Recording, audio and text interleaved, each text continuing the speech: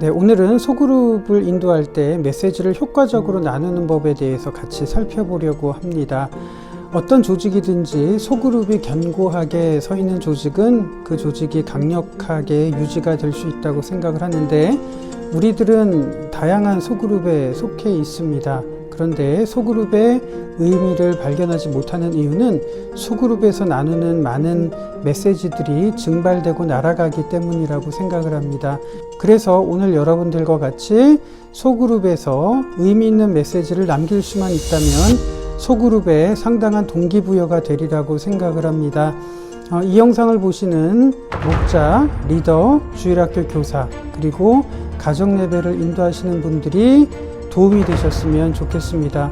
오늘 여러분들에게 소그룹을 위해서 소개해드릴 책은 치피스와 댄 히스 형제가 쓴 이 스틱이라는 책입니다.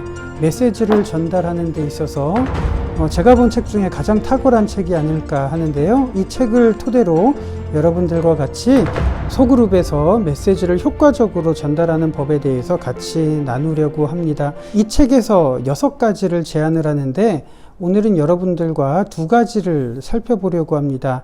바로 단순성과 구체성입니다. 단순성이라고 하는 것은 지난 시간에 설명을 드렸죠.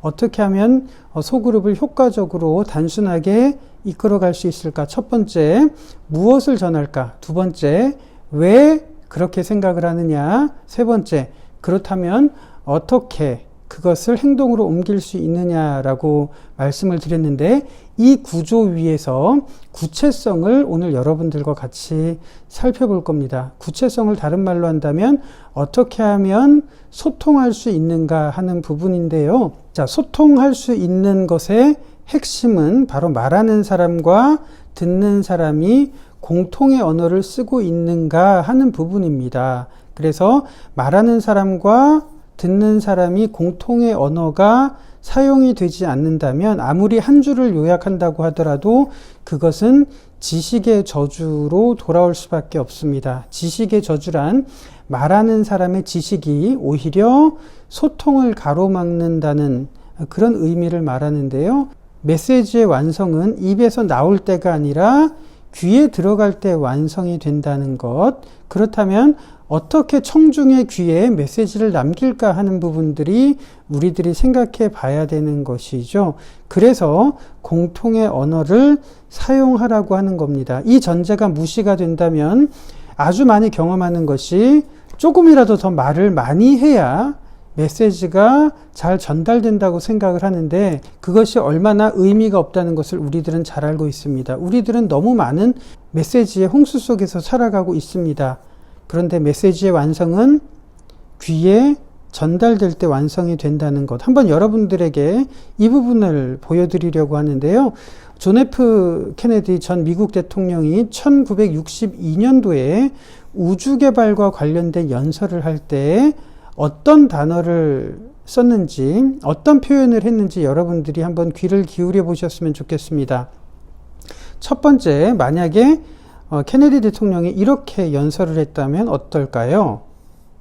우리 미국의 사명은 팀 중심적 혁신과 전략적인 주도권 확립을 통해 항공 우주 산업 분야에서 국제적인 리더가 되는 것입니다. 만약에 이렇게 연설을 했다면 여러분들은 이 부분에 대해서 얼마나 그 메시지를 공감하고 오랫동안 기억에 남길 수 있겠습니까? 그런데 케네디는 이렇게 연설을 했습니다. 미국은 앞으로 10년 안에 인간을 달에 착륙시키고 무사히 지구로 귀환시킬 것입니다. 네, 이 표현이 여러분들은 어떻게 다가오십니까? 이 연설은 어린아이들도 알아들을 수 있는 메시지죠. 그래서 나사에서 일하는 어떠한 사람들도 내가 하는 일은 지금 인간을 10년 안에 달에 착륙시키고 무사히 지구로 귀환시키는 것을 돕는 일이야 라고 생각하면서 자기가 하는 일에 자긍심을 느꼈다는 아주 유명한 일화가 있습니다. 무엇을, 왜, 어떻게 라는 이 구조 속에서 어떻게 하면 공감할 수 있는, 소통할 수 있는 언어를 사용할 수 있는가 하는 부분이 바로 메시지를 남길 수 있는가 아니면 증발시켜 버리는가를 판가름 짓는 아주 중요한 부분이라고 생각을 합니다. 그렇다면 케네디가 사용했던 이 10년, 달, 인간과 같은 이러한 단어가 공동체에서 소통이 되고 공감되기 위한 것에 해당되는 단어가 있다면 무엇일까요? 자, 단순성은 핵심을 표현을 하는 것입니다. 그리고 지금 말씀드린 구체성은 소통을 가능하게 하는 것입니다.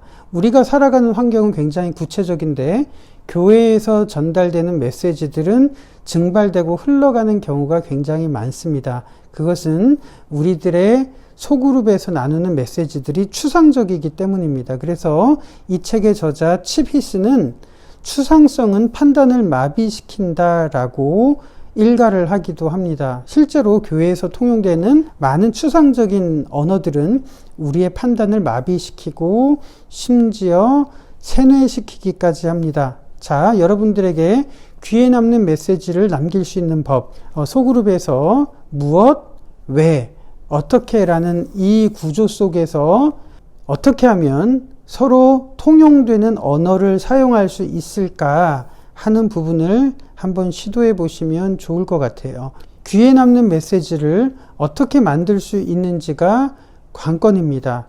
단순성을 통해서 핵심을 확보하시고 공통의 언어를 통해서 귀에 남는 메시지를 만들어내는 것입니다. 그렇게 할 때 우리가 속한 소그룹에 의미를 부여할 수가 있고 우리의 소그룹은 건강하게 유지가 될 수 있다고 믿습니다. 이 영상이 도움이 되셨다면 이번 주부터 한번 도전을 해보십시오.